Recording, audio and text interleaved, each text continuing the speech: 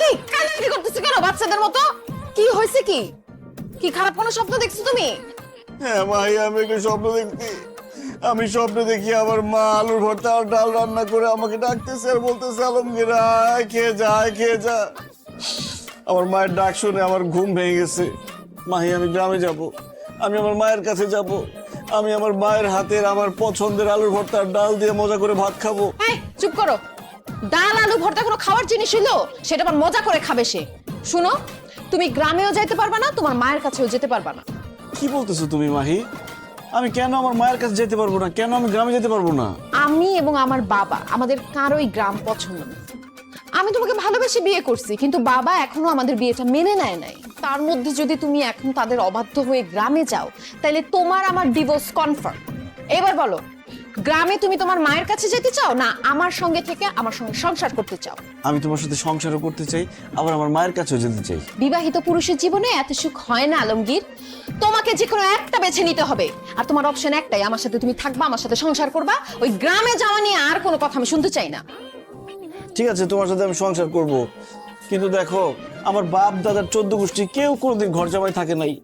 আমার এখানে ঘর জামাই থাকতে খুব লজ্জা লাগে। চলো না আমরা বাসা ভাড়া করে একটা আলাদা বাসায় থাকি। আসছে আলাদা বাসা নিতে। আমি আমার বাবার বাসায় থেকে যে আলাদা ফ্যাসিলিটি গুলো পাই, দামি গাড়িতে চড়ি, দামি জামা কাপড় পরি, ভালো ভালো খাবার খাই, আমি যদি তোমার সঙ্গে আলাদা বাসা নেই, এই সব কিছু আমাকে হারাতে হবে। আর তোমার যে ইনকাম, তুমি আলাদা বাসা নিলে জীবনে আমাকে আরাম আয়েসে রাখতে পারবা না। অতএব আমার বাবার বাসা ছেড়ে তুমি অন্য কোনো জায়গায় যাওয়ার কথা চিন্তা ভুলেও মাথায় আনবা না। ঘর জামাই আসো, ঘর জামাইয়ের মতো থাকো। আল্লাহ রে, ভালোবাসা তোমাকে বিয়ে করলাম, ভাবছিলাম একটু সুখে শান্তিতে থাকবো। এখন তো তোমাকে বিয়ে করে মনে হইতেছে আমি জেলখানায় বন্দী হয়ে গেছি। নিজের ইচ্ছা মতো স্বাধীনতা মতো কিছুই করতে পারি না।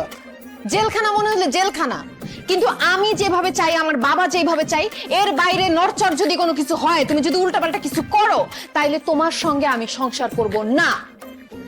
Mind it.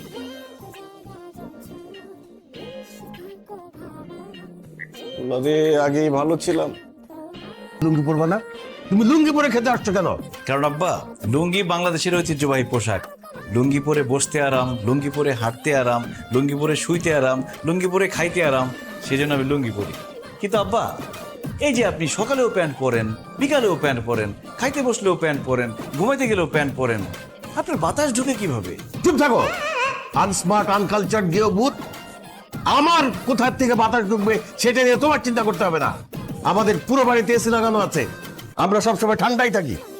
এই লুঙ্গি পরলে তোমাকে গরিব লাগে, আর আমার আশেপাশে গরিব মানুষ দেখলেই আমার মেজাজ গরম হয়ে যায়। খবরদার, তুমি লুঙ্গি পরবে না। আর তুমি আমার মতো সুন্দর পোশাক আশাক পরবে, তাতে তোমাকে স্মার্ট লাগবে। কিছু মনে করবেন না আম্মা, আপনি এই বয়সে যেরকম সাজগোজ আর মেকআপ মাইরা থাকেন, আপনাকে দেখতে কিন্তু স্মার্ট লাগে না। আপনাকে দেখতে মনে হয় স্টার জলসার কুটনি শাশুড়ি।